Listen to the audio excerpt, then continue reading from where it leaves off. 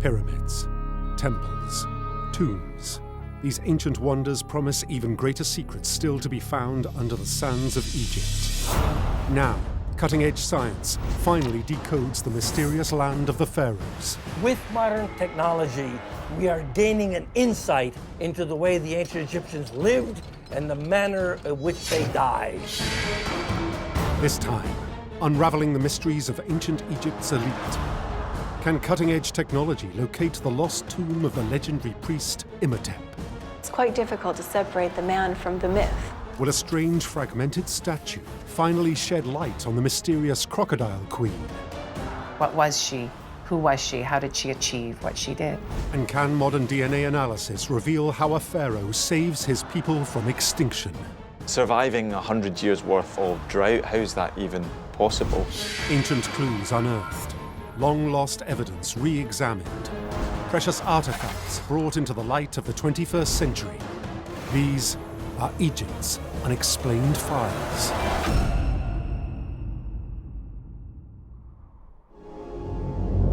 For over 3,000 years, an all-powerful elite rules over ancient Egypt.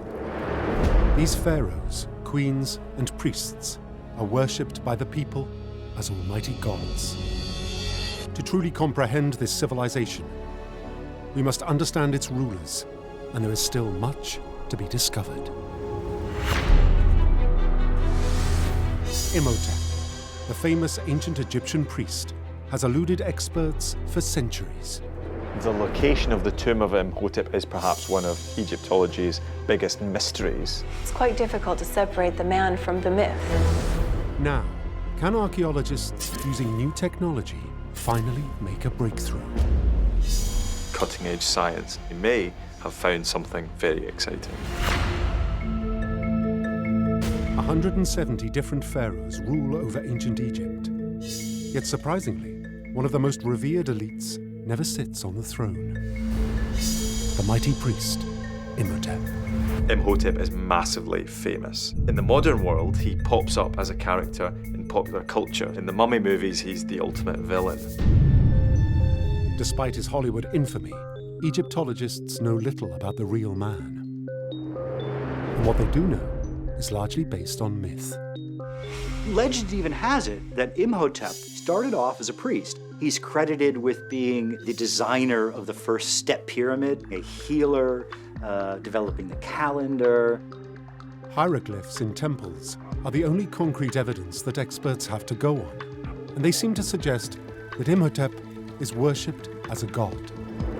Reliefs and texts talk about the god Imhotep, the god Imhotep. So we know he's someone very important, and entire temples are built in his honor, especially at the site of Saqqara. Yet details of Imhotep's life are nowhere to be found. Over the course of 4,000 years, the real man behind the legend is lost. If Imhotep is to be found anywhere, it's at Saqqara, where he's believed to have built the Step Pyramid. And it's here, in the 1920s, that first evidence emerges. A British archaeologist called Cecil Firth is excavating buildings around the Step Pyramid, and he uncovers the base of a statue of Djoser. Very unusually, for such a monument, it mentions the name of a non-royal person, and that is Imhotep. This is showing him to have been a very high-ranking individual, high priest of the sun god Ra, chancellor of the king, and powerful and important enough to have had his name inscribed on a statue of the king. The statue base makes archaeologists realize that the divine Imhotep is actually also an historical person. Archaeologists hope to find Imhotep's tomb because they believe it could provide an invaluable insight into ancient Egyptian medical practices. Imhotep is a man of writing and scholarship, connected with medicine and healing. But there's a problem. What's strange is that nowadays we do not know for sure where he was buried. We assume it was somewhere at Saqqara, the site he's associated with, but otherwise it's a mystery. For decades, Egyptologists scour the ancient cemetery at Saqqara. British archaeologist Walter Bryan Emery becomes obsessed with finding Imhotep and makes it his life's work to solve the mystery. he referred to it as the quest for Imhotep and committed to it in his scientific reports. He was looking for this tomb in particular. Emery goes out to Saqqara, and in 1964, his team uncovers mysterious clues buried beneath the sand. He also discovers a number of strange models of body parts. At first, Emery is puzzled by the macabre objects. But when he examines them closely, he makes an exciting connection to Imhotep. These aren't parts of statues, but they're donated by pilgrims hoping for healing of ears or eyes or arms.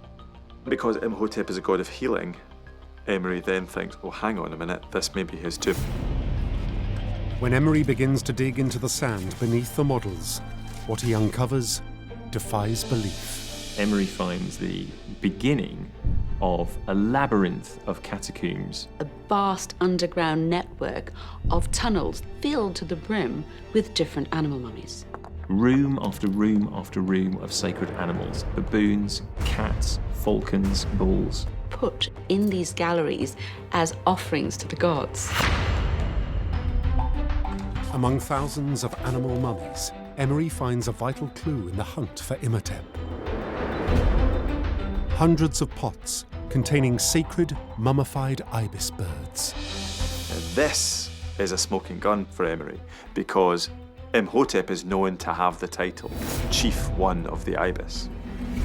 Emery's team excavate this ibis shaft. He finds another clue. He finds a box which is inscribed with the name Imhotep the Great. Emery believes he's hit the jackpot. This inscription is a really important clue that implies that Imhotep's tomb could be nearby. Emery must be thinking he's getting close. Yet 7 years pass, and Emery finds nothing more. Then tragedy strikes. Emery suffers a stroke. He's found collapsed in the dig house at Saqqara. He's taken to hospital in Cairo nearby, and a few days later, he dies, never having found the tomb that he spent the last few years of his life looking for. In 2007, an international team of archaeologists picks up the trail in the hunt for Imhotep's tomb. This time, they take an entirely different approach. They apply revolutionary, ground-penetrating radar to the entire desert and create a map of everything unseen below the sand. On the geophysical plan, we can see up to 5 meters into the surface of the ground. What they find is astonishing. We discover 2 very large structures. One 90 meters in length, one next door 70 meters in length. To experts, this can only mean one thing. And the size and position of these features in the map indicate strongly they're tombs. Researchers realize the large size of these tombs means they are important burials. And when they date the tombs, an extraordinary connection to Imhotep materializes. They may belong to the 3rd dynasty when he lived. Could these be the evidence that we are looking for of the tomb of Imhotep? Experts are hopeful, but there's still a long way to go. Only once they get permission to dig can they identify the tombs. We still don't have that clinching evidence that allows us to say this is where he was buried, this is his tomb. Only active digging would show if they do belong to Imhotep. This cutting-edge technology takes us closer to finding Imhotep than ever before. But until we dig beneath the sands of Saqqara, the precise location of his tomb remains a mystery.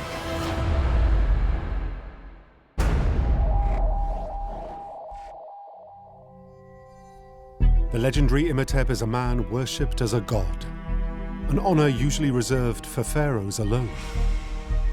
With this status and power comes great responsibility. Pharaohs must protect their people, maintain balance in the universe, and defend the glory of Egypt at all costs. It means the fate of an entire civilization rests on their shoulders. One pharaoh's genius guides his people through a biblical catastrophe. Exactly how remains unknown. Surviving 100 years worth of drought, how's that even possible. Now DNA evidence from cattle bones is finally revealing how ancient Egypt prepares for disaster, while other civilizations fall apart. The ancient Egyptians battled climate change, something we can't even do today. Egypt, 1250 BCE. The ancient world is on the brink of collapse. An extreme drought ravages the land. Multiple civilizations face extinction. The drought, as far as we know, lasts 150 years. It brings once great empires to their knees because of the lack of food. Experts know about this dark period of history from the discovery of an extraordinary clay tablet. Written by a nation called the Hittites, rivals to the ancient Egyptians 3,000 years ago, it's an SOS letter to the great Egyptian pharaoh Ramesses II, begging for help. The queen of the Hittites writes and says, "There are no grains in my country. We're basically starving. There's a famine. There's a drought. Please, can you help? We're facing a humanitarian crisis." Researchers believe the drought the desperate queen describes must be severe. Why would the queen of the Hittites reach out in their time of need to Ramesses II, who was in principle an enemy? The drought has meant that even old enemies have to pair up and help each other out. Experts believe this letter reveals that during the reign of Ramesses II, Egyptians are unaffected by the drought. They begin to question, do the Egyptians know these droughts are coming? And how do they survive when so many others perish? The Egyptians were able to actually help their archenemies by sending grain. They were actually able to sustain their empire for a long period of time in the face of drought. Was it adaptability on the part of the ancient Egyptians, or was survival through great leadership? Egyptologists begin the search for evidence of how the great pharaoh guides his people to overcome a century and a half of drought. Many believe clues lie in what the Egyptians eat. Could it have been the nature of the ancient Egyptian diet that helped the Egyptians survive so long? We understand that the elites had a more protein-rich diet, but what are the commoners eating? The answer remains a mystery until 2013, when scientists uncover critical evidence. Carbon from food is preserved within the tissues of ancient Egyptian mummies. Different levels of carbon are stored in the body by different foodstuffs. So by analysing these levels in the evidence of the mummies, we can work out what people ate. Scientists analyse the carbon within the mummified remains of the common people from the time of the drought. The results reveal that ordinary Egyptians have a radically different diet to that of their rulers. New carbon isotope data tells us that actually fish and meat were not a large part of the ancient Egyptian diet.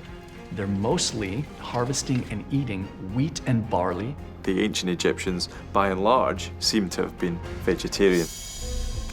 Experts believe a vegetarian diet gives the ancient Egyptians a critical advantage through even the most severe drought, because crops require far less water.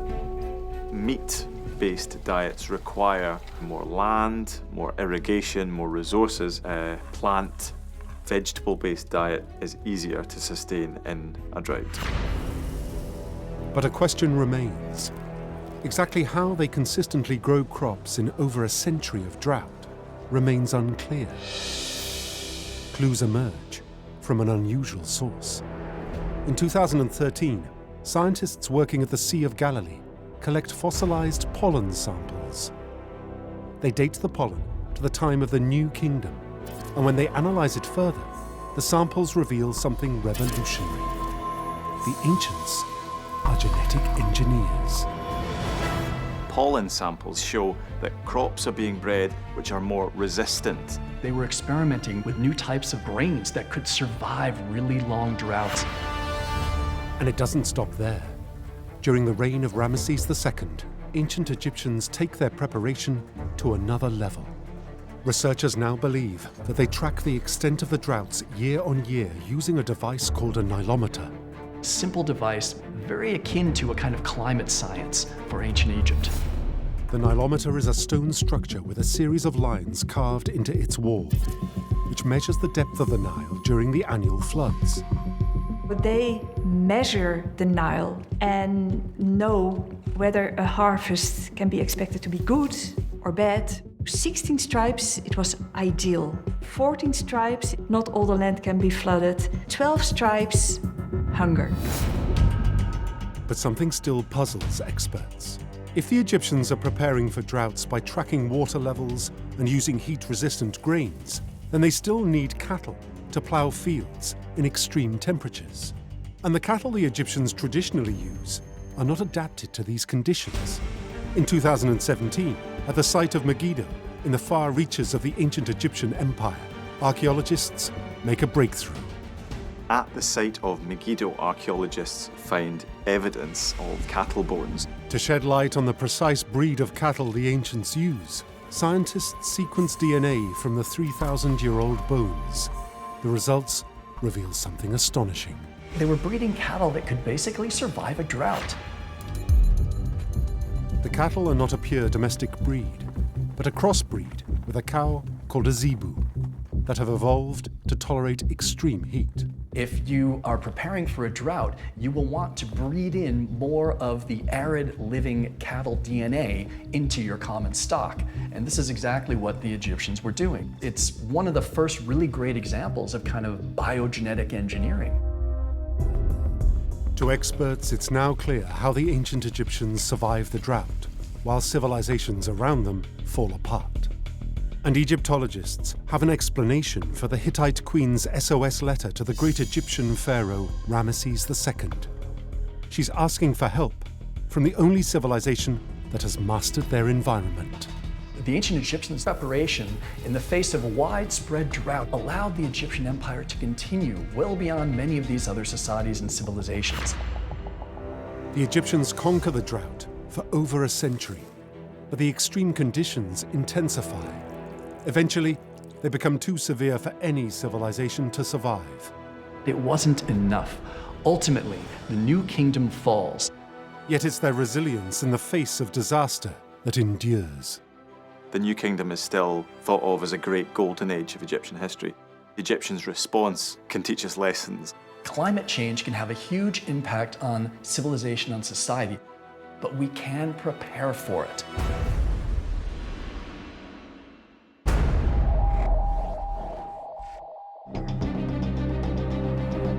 Ramesses II's genius in combating the drought is one of many triumphs that help immortalize his name.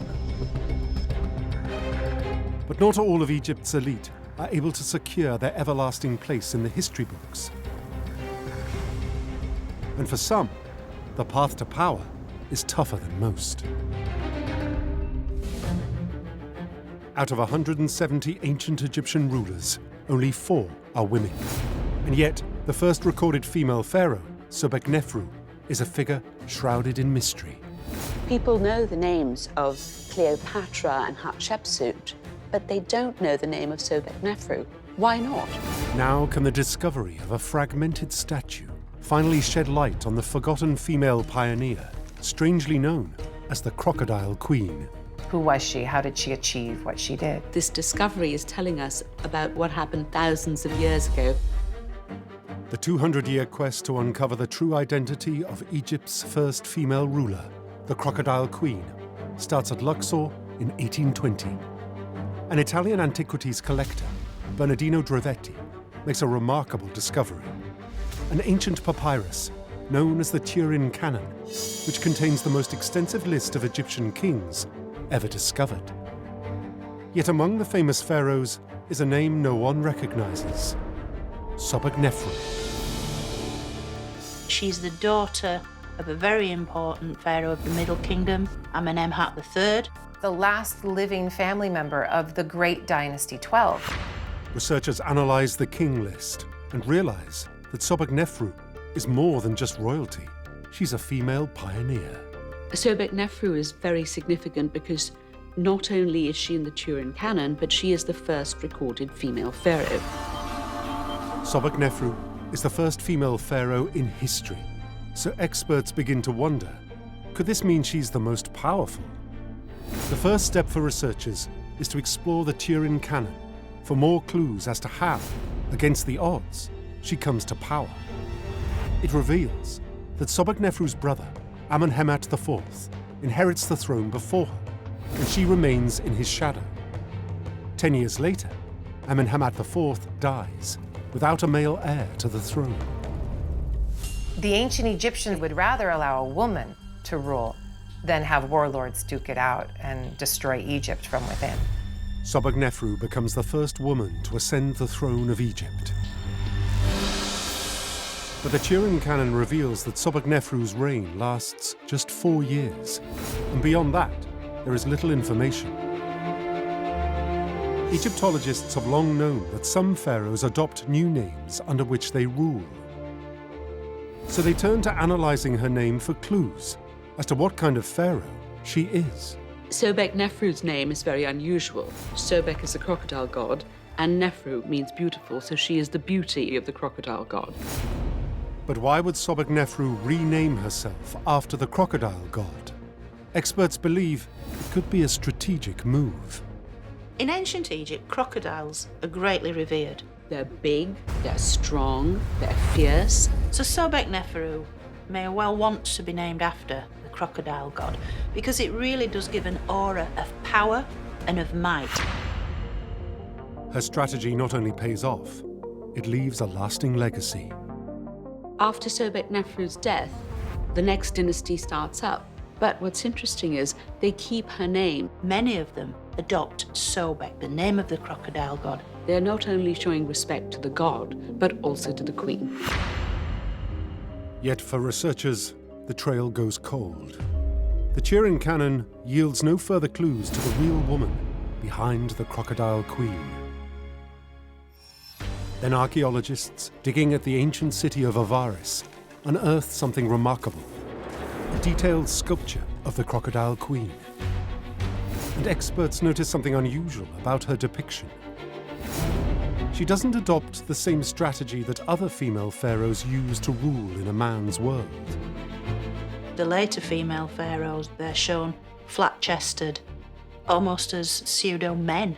Hatshepsut, who reigned much later than Sobekneferu, turned into showing herself as a man.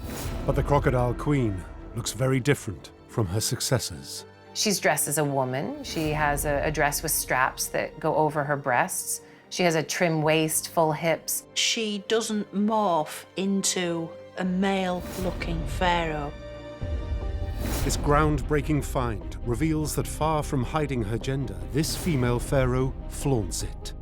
She was able to blend female clothing with the standard regalia of a traditional pharaoh. The wraparound kilt, the dagger tucked into the belt. She didn't give up her female persona. She probably had the army behind her, her advisors to support her, and it was no different for her than it was for a male pharaoh.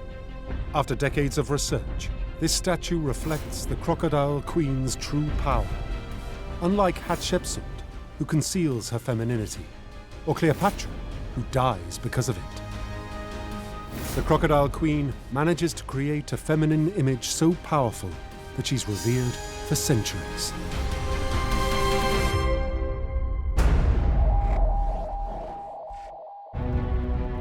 All female pharaohs fight to rule in a society dominated by men. Traditionally, most elite women run their household and raise their children. It's men who become generals, priests, and kings. But one place where male and female elites are equal is in the guarantee of an afterlife. Experts know how ancient Egypt's elite prepare for the afterlife, but the burial practices of the common man remain a mystery. How did the ordinary people prepare for death? Are they buried straight into the sand or in a tomb? We simply don't know. Now, at an ancient Egyptian quarry, can new evidence finally reveal the afterlife is more than just a rich man's club? A cemetery consisting of families, including adults and children. The items buried beneath the sand tell us an entirely different story. Nearly all mummies belong to the ancient Egyptian elite. What most people don't realize when they see Egyptian mummies is that, for the most part, those people are the wealthy, the rich people. It means almost everything we know about death and the preparations for the afterlife comes from the tombs of the elite. And this poses a significant problem. Because it was the elite that could afford good mummification, we have a much better understanding of them than we do of the ordinary people. Experts are puzzled. In a society of millions obsessed with preparing for death, why are the remains of ordinary Egyptians nowhere to be found? For most of ancient Egyptian times, the population fluctuated between 1 and 2 million people, which begs the question, what happened to the millions of other, less wealthy, poor people? How did these ordinary people prepare for their death? The search for answers triggers a century-long quest to find the graves of Egypt's common man and uncover their secret burial practices. Researchers' first step is to analyze the Egyptians' belief in the afterlife for clues as to how poor working Egyptians are buried. In the first place, the afterlife was like an exclusive club for Egyptian royalty only. The status that you occupied in society was reflected in the position in which you were buried. Experts believe that the working poor simply didn't have the means to be buried in a way which gives them access to the afterlife. Do they have simple tombs? Are they pit tombs? Are they mass burials? We tend to think everyone is equal in death, but this is not the case. The graves of the working poor remain a mystery, but Egyptologists do have a few examples of non-elite burials to study. In the early 1900s, at Deir el-Medina, a perfectly preserved village near the Valley of the Kings, archaeologists find something extraordinary, a series of tombs dating to the New Kingdom.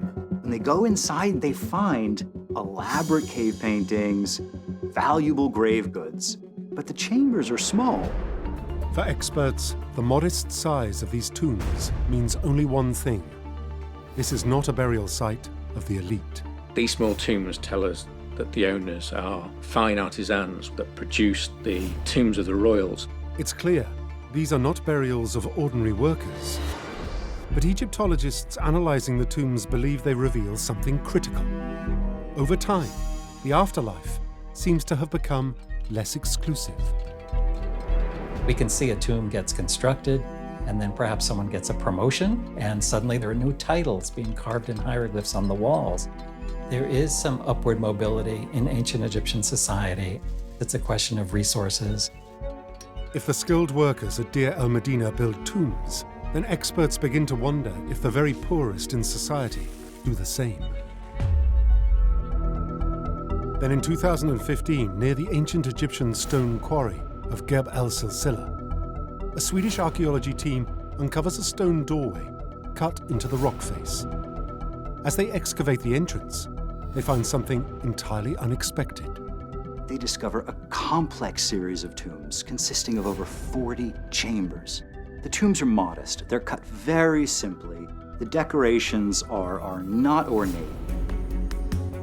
The simple appearance of the tombs excite archaeologists. They begin to wonder if this could be the workers' cemetery they've been searching for, and whether they'll find evidence of the poor preparing for the afterlife. As they begin removing sand from the tombs, what they discover is astonishing. A cemetery consisting of families, including adults and children.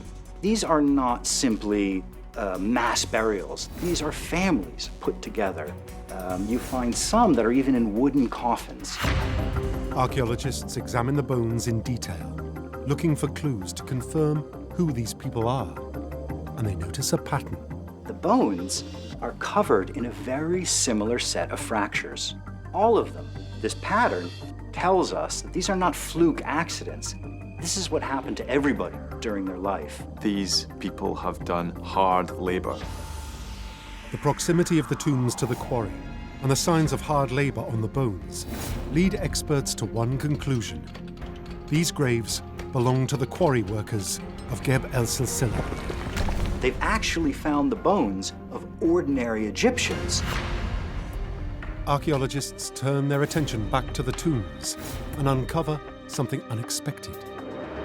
They find all kinds of grave goods, like painted pottery, textiles, magical amulets, even jewelry. The find points to an extraordinary conclusion. The poorest in society are preparing for life beyond the grave. There's no doubt these items were placed in this grave for life after death. So it must mean that these workers believed that they too could reach the afterlife. Finally, the burial practices of Egypt's working poor are no longer a mystery. Despite being significantly more modest than elite burials, these tombs and grave goods are proof that even the poorest Egyptians were trying to give their families a chance of reaching the afterlife. Workers weren't just shoved into a mass grave when they died. They too could aspire to have their own tomb. This just goes to show that all ancient Egyptians had a pretty good shot at salvation.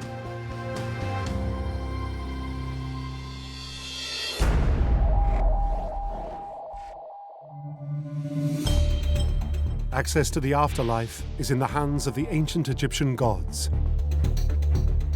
And as their conduits on earth, it's the pharaoh's duty to build grand temples to please them.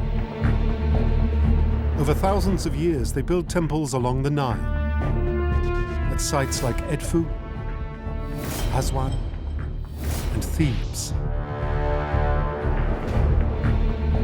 But one sacred place becomes more important than any single temple, and now holds clues to how the pharaohs honor and communicate with the gods. Karnak, one of the largest religious sites in the world. But few visitors realize that 3/4 of its temples lie in ruins. Every time I go there, I'm speechless. It's 200 acres of rubble. Spiritual events that take place in these temples for over 2,000 years remain a mystery. Now, one archaeologist is on a mission to digitally reconstruct Karnak and finally understand the mysteries hidden deep in the heart of ancient Egyptian culture. What was the purpose of all these buildings? Around 2000 BCE, mighty pharaoh Senusret I orders the laying of the first stone at Karnak to build a temple devoted to the god Ammon. But it doesn't stop there. Every pharaoh after him adds to the site. The Temple of Karnak grew up over a millennium, and there was no boundaries set out in the very beginning. Every pharaoh wanted to curry favor of the gods, and so building a monument in Karnak ingratiated them with the deities to whom the temples were dedicated. Around 130 pharaohs later, after 1,500 years of worship, Karnak becomes the largest religious site in the ancient world. Karnak is a magical place. The ancient Egyptians called it Ipitsut, the most select of places. And experts believe Karnak's temples could hold clues to how the pharaohs change religious beliefs over time. Karnak was the religious center of Egypt. It's a witness to how people feel religion, how they do religion. Thousands of years since its construction, large parts of Karnak now lie in ruins, which poses a problem for experts trying to study its religious past. When Professor Willeke Vendrick from UCLA visits Karnak for the first time, she's puzzled. I visited Karnak and I got so confused. You see an enormous field of stone rubble with huge walls sticking out. A lot of it is still very unclear. This experience sparks a lifelong quest for Vendrick to make sense of Karnak's ruins and uncover how pharaohs changed the religious practices within its walls. She begins by studying Karnak's most spectacular building, the hypostyle hall. Covered in hundreds of religious scenes, it's the largest and most richly decorated hall in Egypt. You have this enormous complex that is the heart of the religious life of ancient Egypt.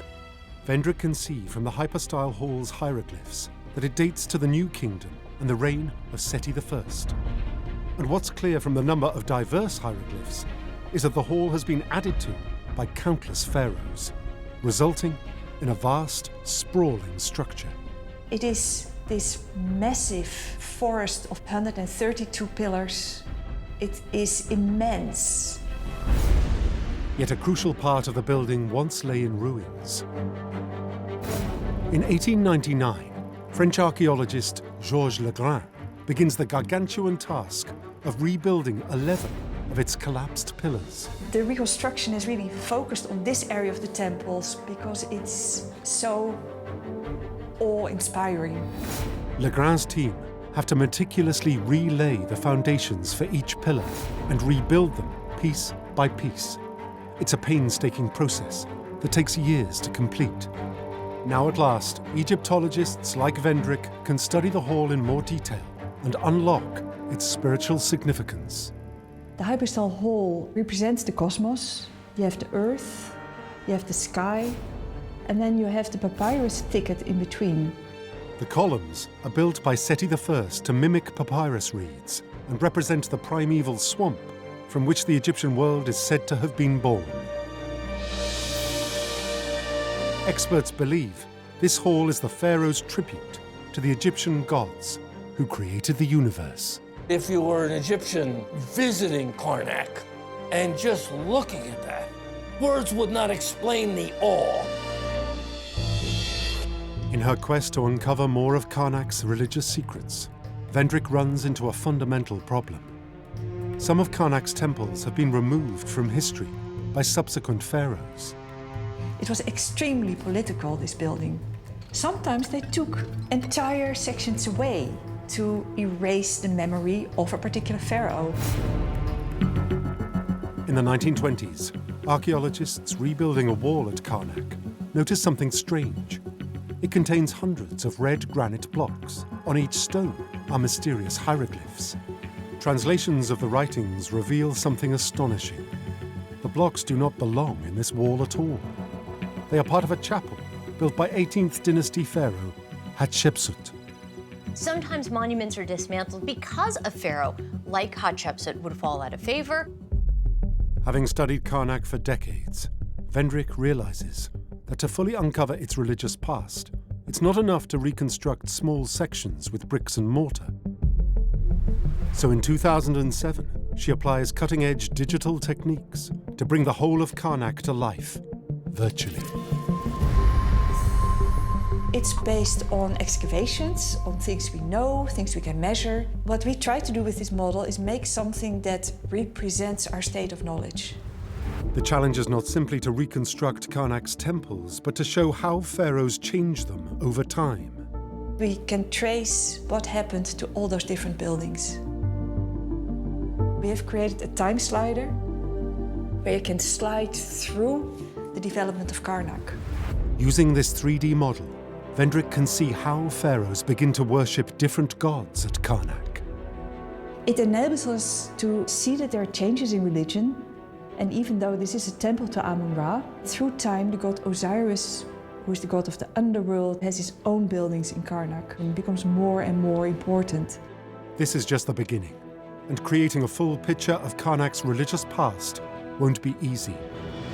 Now this digital model is revolutionizing how experts study Karnak's temples to finally shed more light on the religious beliefs of the pharaohs.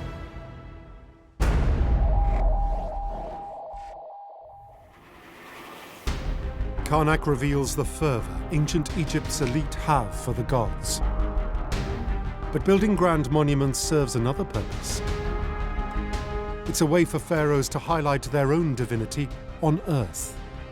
And there's one colossal structure that symbolizes the power of Egypt's elite and creates a lasting legacy like no other. How the pharaohs create an entire civilization from scratch mystifies experts, but they believe the Great Pyramid could hold vital clues. The level of the materials manipulating to create this project is a massive, massive undertaking. I think it impacted upon all areas of society.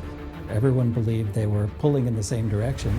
Now, can modern analysis of the materials used at Giza reveal how building the Great Pyramid actually builds ancient Egypt? On the outskirts of Cairo stands the last wonder of the ancient world, the Great Pyramid of Giza. Built for the 4th dynasty pharaoh Khufu, it has endured for 4,500 years. It's still the largest structure on Earth. It's an immense monument. It covers 13 acres. It's 147 meters tall, and it's built of 3 million stones. Building the world's first mega monument is a daunting proposition. So experts consider, what challenges do the ancients face? What ingenious solutions do they come up with? And in building this stone giant, are they shaping their own civilization? It's a project manager's nightmare, and yet the Egyptians seem to pull it off. Investigators begin by considering how, in a time before people know how to smelt iron, the ancients carve out the pyramid's estimated 2.3 million stone blocks. The Egyptians are capable of working metals at this point, but the use of metal for things like tools revolves around copper. Copper is a relatively soft metal, so copper chisels regularly blunt or break when carving rock. Experts believe this poses a significant logistical problem. They're using so much copper, but where's all that copper coming from? There is no copper in the Nile Valley. Now scientists in Europe are trying to find the origin of the ancient stonemasons' copper. Using isotope analysis on copper artifacts, they get a match and pinpoint a potential supply hundreds of miles from the Great Pyramid at Giza, across the Red Sea, in the land of Sinai. The copper is actually on the Sinai Peninsula, so they would send all their miners there and import all that copper back into the empire. This kickstarts a mining enterprise that not only supplies tools to build Pharaoh Khufu's Great Pyramid, but also the tombs in the Valley of the Kings centuries later. By demanding elaborate monuments, Egypt's elite, perhaps inadvertently, spark a form of industrialization that allows this growing society to flourish. Experts begin to think, do the Great Pyramid's other building problems spark different technological advances? Investigators consider the problem the Egyptians face in transporting huge quantities of stone from quarries hundreds of miles from the pyramids. It must have been torture to move these giant blocks. A few hundred feet is bad enough, let alone 1,000 miles.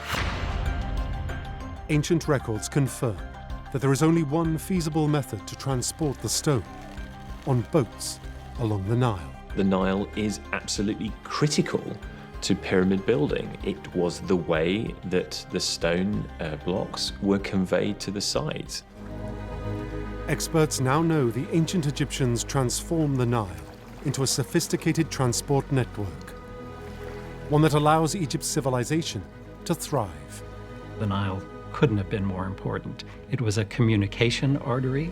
It was a transportation artery. There was a very elaborate system of ports and harbors. The Egyptians, for thousands of years, they were mastered pliers of waterways. For Khufu's pyramid project managers, what emerges from this vast network is a large and nationwide workforce. The Great Pyramid took about 20 years to build, tens of thousands of workers over that time. This wasn't a localized building. The Great Pyramid reached out and affected all parts of the country. Even though people may have been living away from the actual construction sites, they were involved. Experts believe that in bringing together this diverse workforce from every corner of his lands, King Khufu creates the type of society that supports ancient Egypt's enduring civilization. Everyone believed they were pulling in the same direction. If you have a united workforce working towards a common goal, you can achieve anything, and that's what the ancient Egyptians did. It's now clear that by mining in Sinai, mastering the Nile, and uniting a national workforce, King Khufu creates a lasting legacy. He builds more than the Great Pyramid. He builds the infrastructure that allows ancient Egypt to thrive for more than 2 millennia.